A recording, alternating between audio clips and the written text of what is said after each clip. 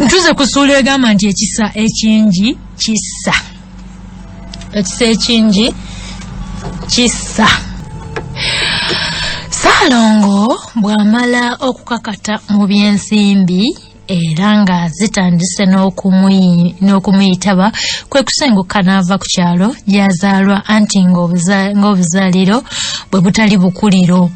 Yagula ettaka ku Mutubajjoba okumpi n'amasiro ga Kamaanya e Kasengejje wali mu Busiro, n'agunngumulamu ettegula n'alitona munda ne kungulu nga kukomya amaaso.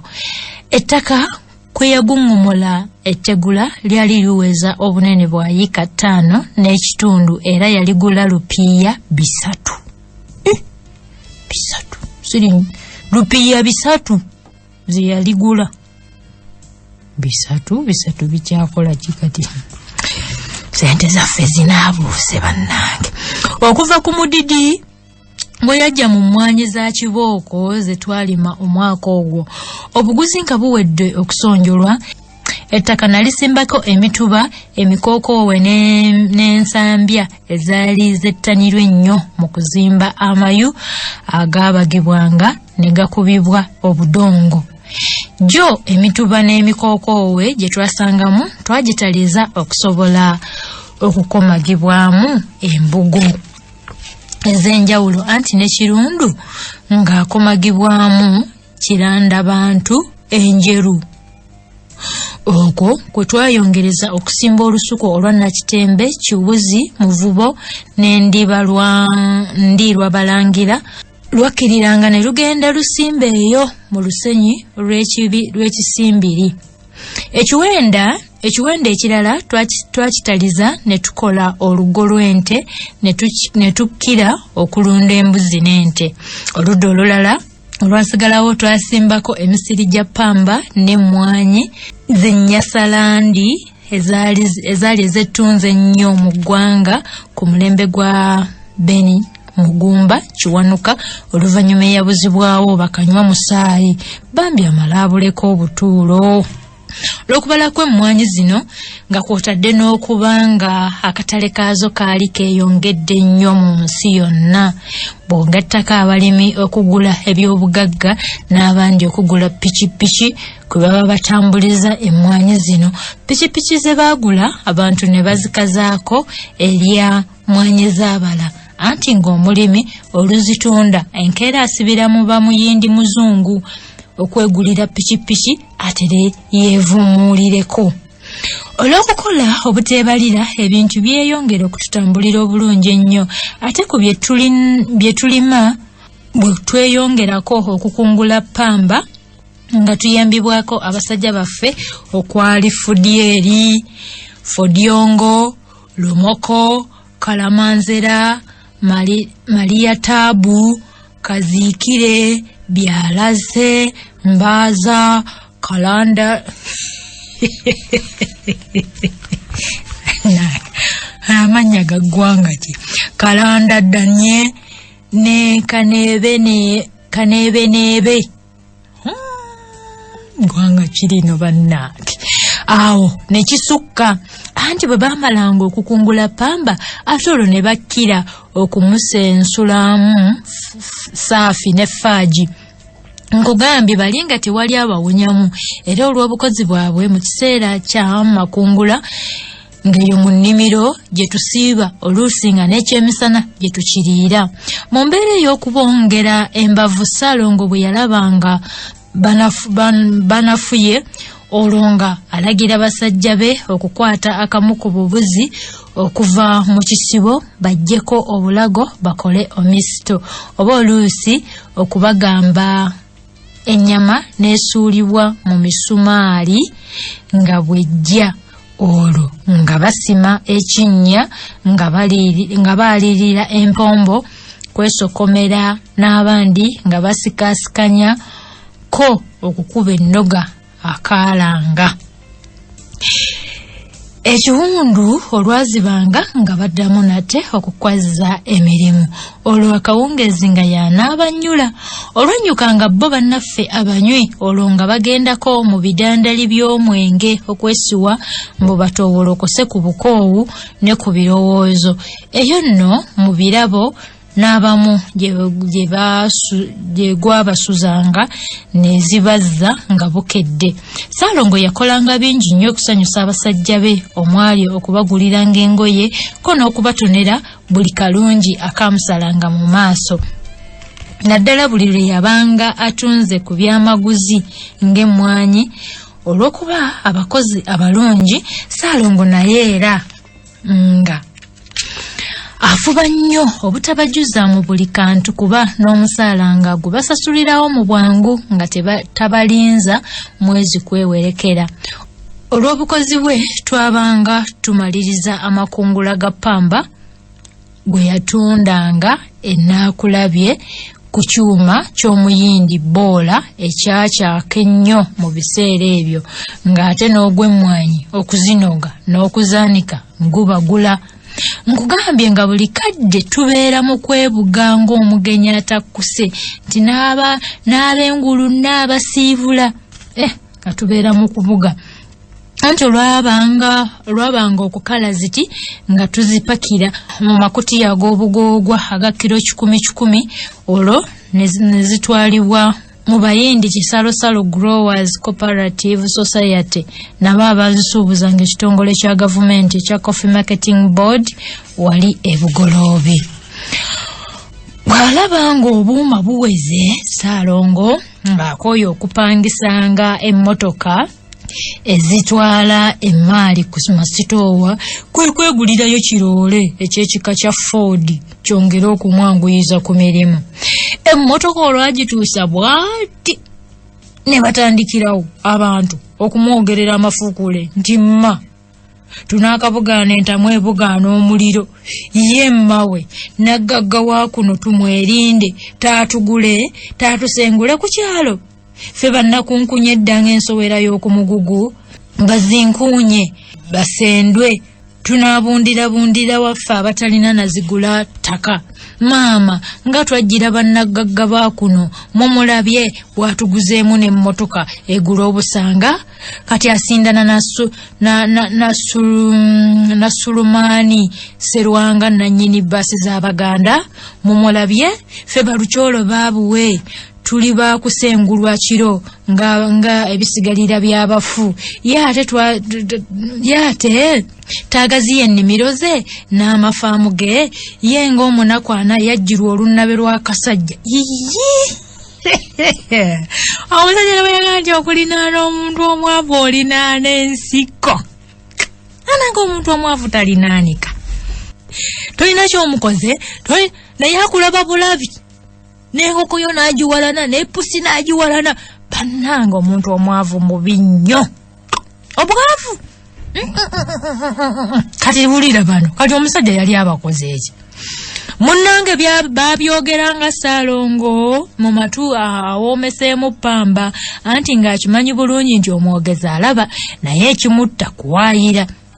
Ebyayogerwanga Ssaalongo tebyamuyigula ttama, yagenda mu maaso na nnimiro ze anti ng'akitegeera bulungi nti obugagga ntuuyo zitulukuka otambula, so ng'era yali akimanyi bweso nti n'abantu bala mu magoma wamma ddala bangi balina emyoyo emibi era egy'ekkokooberezi. Naye ekyalaga Ssaalongo nti abantu balamu bazibu nti tebakoma ku kumwogerera kwokka, naye bayongerangako n'okuteganya motoka amaggwa n'oluusi emisumaali egy'enninga eyabika emipiira. Nasanga ddala abantu baavu baba n'endowooza embisi. Kakati emmotoka olwo bwe baalabanga Ssaalongo abonaabona ng'eyabba endeku ku musabo nga bo obulali buyita kuli nga bamusekerera, tebaakoma awo n'oluusi nga bongerako n'okumusuulira emisanvu mu makubo. abantu kye babeeredde nga babasangeyo mu makubo musajja wattu n'ayimirira okubatwalako ng'alowooza olwo lwe batamwogerere naye musajja wattu musajja wa Katonda yamala byamu bulago kuba tebaasalako wabula okugenda mu maaso nga bugolo. Embeera bwe yeeyongera okusajjuka kwe kwebuuza ku basajja be bamubuulire entabwe eva ku ki. Omuntu n'omu oweefubitiza aliko entabwe kweva. Ensowera obusowera emuleeta obusungu. Muntu ate baba balogo. Omuntu bw'oba n'omutima ogwo ogutayagaliza ogwo gw'obujja ogwo oba mulogo yennyini.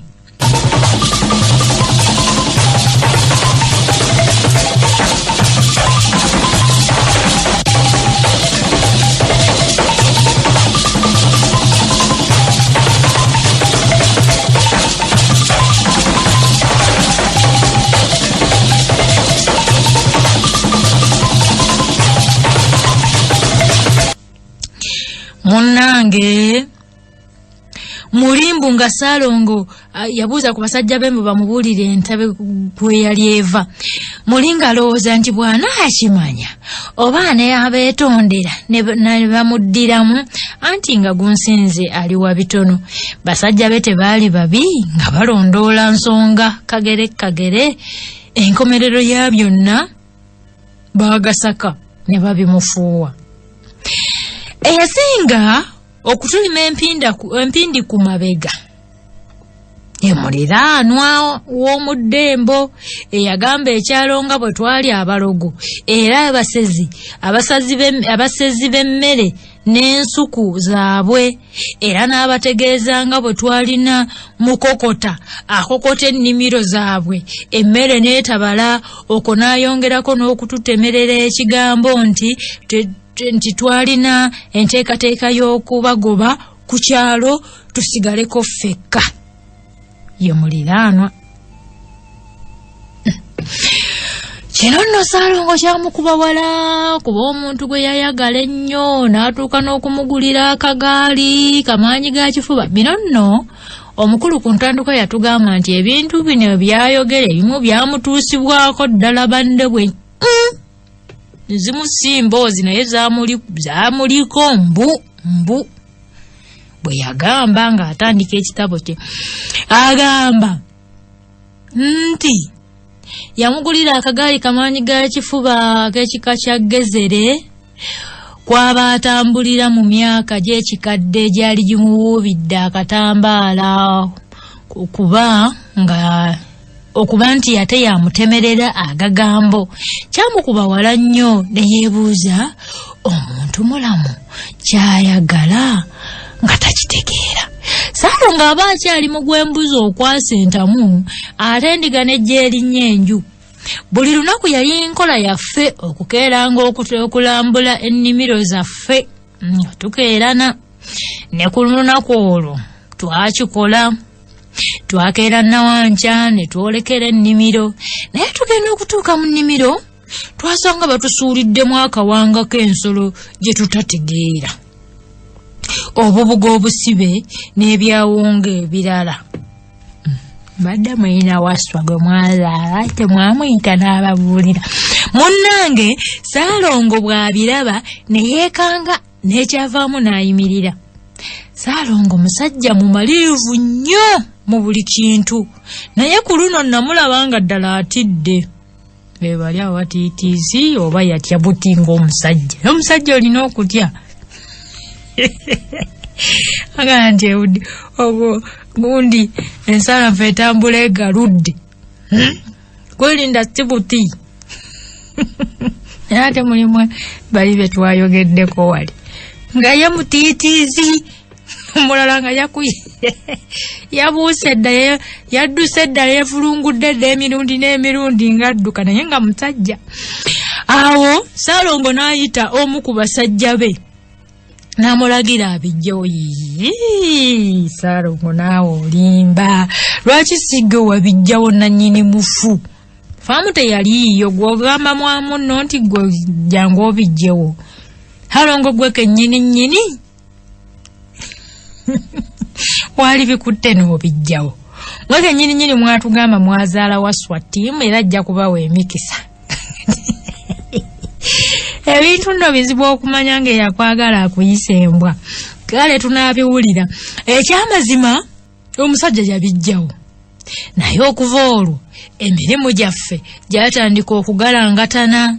Ente ezaakamibwanga mu jjaaga z'amata ezisoba mu 3 olunaku zaagenda zeesala mpola mpola n'ezimu ne zikamiza n'okukamiza. Ekyaddirira kwali kusanganga kalannamye ng'agaŋŋalamye eyo gye zaabeeranga zigenza okuliira. Yettima.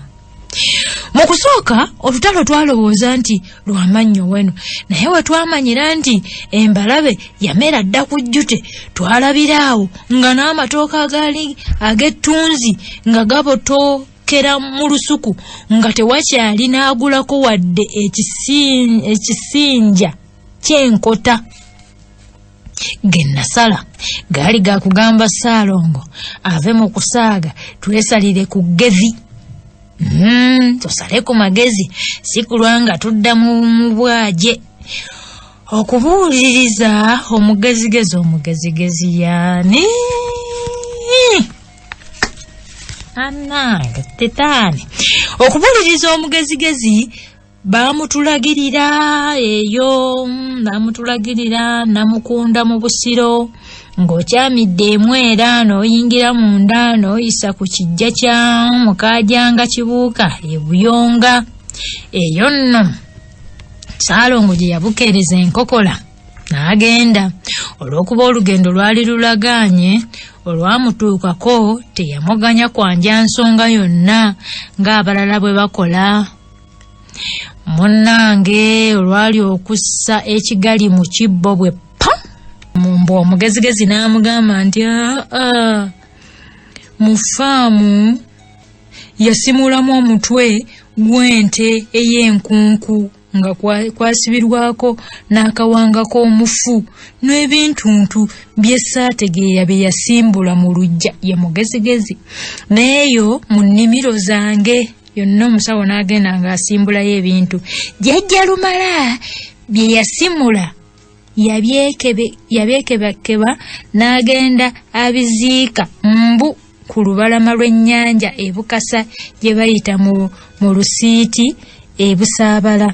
Ennaku nga zeekulunguludde nga ziizo natandika okufuna ku njawulo n'abaguzi abaali badduka baatandika okudda, naye nga buli gw'obuuza gye yali yabulira ng'aseka majeemulukufu.